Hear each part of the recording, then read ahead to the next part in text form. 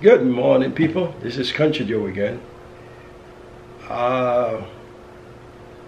What do I want to talk about this morning? Let's see. I'll tell you what. Let me play a little jingle. I think I'll talk about when I was a kid growing up back home. I think that's what I'm going to talk about.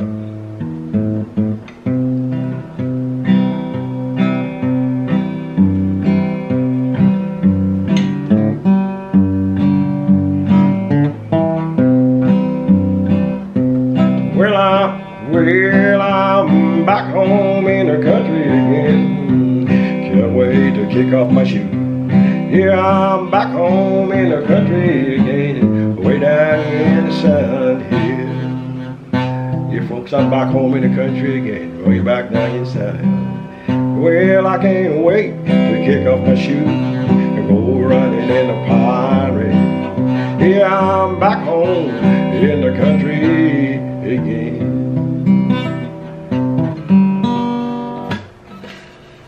Okay, let's see.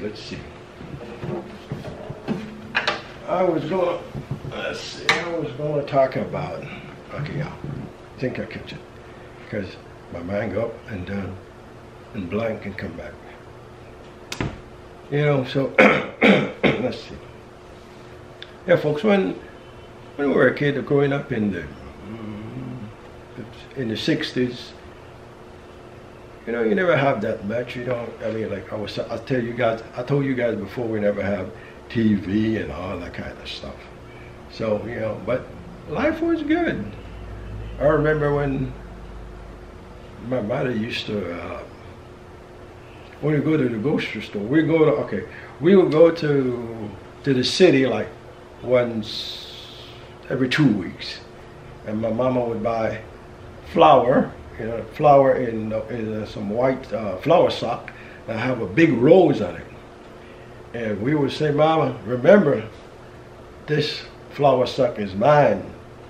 Because what your mama would do with it, they would bleach it, take out the big red rose, and they would make you a pants or a shirt. So this month, this flour sock is yours, and next month is for the other kid. And that's the way we would get our clothes. And we'd buy a little, maybe something to go to church into. But that's special, that's put aside. You would get a pair of short pants and a little button-up shirt. That's your Sunday best. And a tennis shoe, but you can't wear that just on special occasion. So we used to go to school barefooted on the blacktop. Not no mean nothing to us. We walked out like nothing. You could see the heat coming off the top of the blacktop, and our foot bottom was so thick, you know, like it was another layer on top of our skin. That's not. We used to walk in the bushes, and prickle would get into your feet and break off, and you don't even feel why it's so thick. But you get used to that, you know. So that wasn't a big deal. So I used to go to school barefooted, and that's a big deal. Everybody go to school barefooted, girl, boy. It wouldn't make no difference. We go to school barefooted. We got, like I told you guys before, we walked maybe about I think like 3 miles one way, 3 miles back. That was nothing, and we were happy. We come home from school and we will go fishing to the lagoon. It was about, I would say, 2 miles away from where we used to live. We go catch our fish, come back, and we will clean them up, fry them up, and we have tea. In the evening time, it's tea. It's not dinner. You get to dinner at 12 o'clock. You get up in the morning. You drink tea in the morning, and then at 12 you get your dinner at 12, and in the evening time it's tea again. So we will go fishing in the evening time, catch a fish, clean them up, fry them up, and we have a tea with Johnny cake and coffee. And that was living. Like these days, I mean, when it comes to fish and stuff, it's so expensive you can't even eat it. You know, it's so expensive. But at that time, we used to catch them anytime we want. Like I say, folks, we were poor, but we were happy. And so I tell you, all you kids, enjoy your childhood, because when you grow up, where the stress starts, especially these days. You got this bill hitting you, the other bill hitting you. You gotta always, it's so just enjoy your childhood, kid. Enjoy your childhood. You know, but we, like I said, we were poor, but we were happy. And I remember I bought my first long pants when I was 14 years old. I used to work at a in holiday time from school. Used to they got a flowers company that would plant flowers to ship overseas to America. And we go there, we get a job there to weed the plants and stuff. So, and I make $14 a week. But when I make the $14 a week, I gotta give my mama $7 out of that stuff. So I left for $7. I would save my little money, and for that over the holiday, I got enough money to buy me a long pants, and it was like, I think it was $12 or $14 at the time for the pants. But I gotta buy. My mama used to sew, so I buy the cloth, and she sewed. So it cost me roughly about $14 for the pants. And man, I was the proudest guy around my village at that time because I got a long pants, and yeah, dress up on the weekend. I could put on my tennis shoe. Not just a special occasion. If we got a little party to go, we're gonna take a little trip and dress up. And it was good. It was nice, you know. And so I tell the kids, you know what? You guys got life good. You guys get anything you guys want. We put ourselves out the way when they were small, just to get them whatever they want, because I know what I went through when I was a kid. But you know, when you do things like that, some of the kids don't appreciate it. You got to keep beating in their head all the time to know how blessed they're blessed.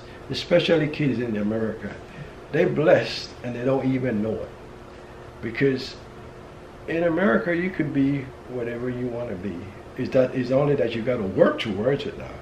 A lot of people say it's so hard and all that kind of stuff. They're born here, but it's not.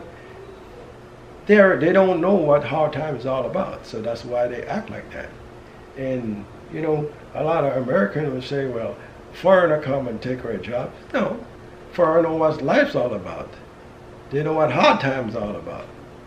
But you know, so that's why. So I always beat in my kid head, you know what? Go to school. Like I'm saying, school don't make you get rich. But at least you could take care of yourself and nobody can fool you, you know, so you could help yourself. You could go to college, you could go everything and still don't have nothing. You still don't have nothing. But at least you have the knowledge. If you apply the knowledge, you can make the money. You know. I never went to college and nothing like that, but I could read and write. I got common sense.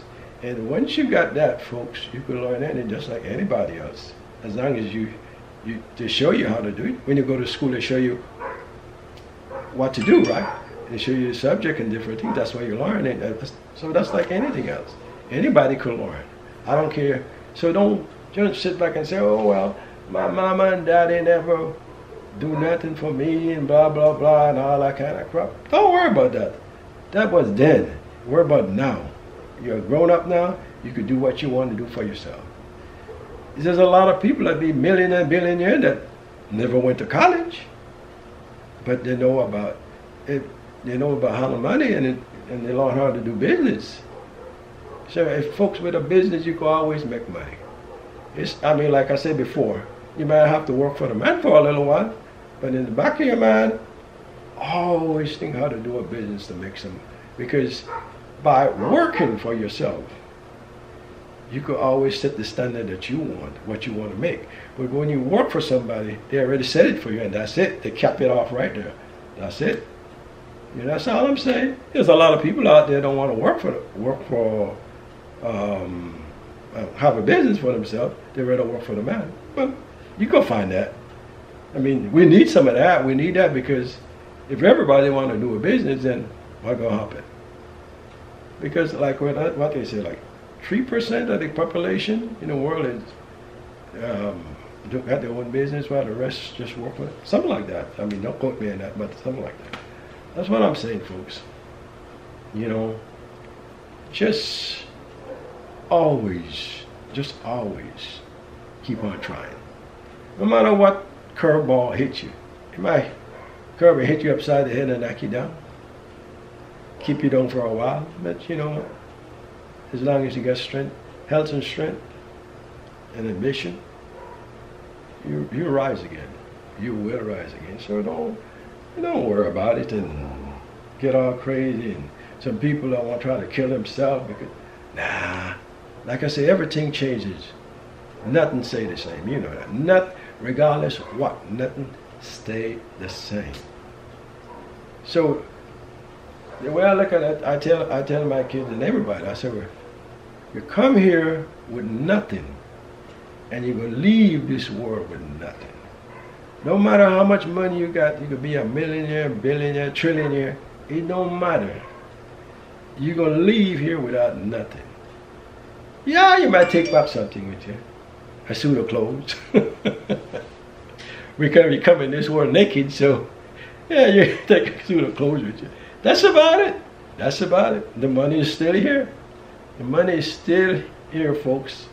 So no matter what, the money is here. So all we gotta do is recognize how to get it. You know, that's all we gotta know. How to get it.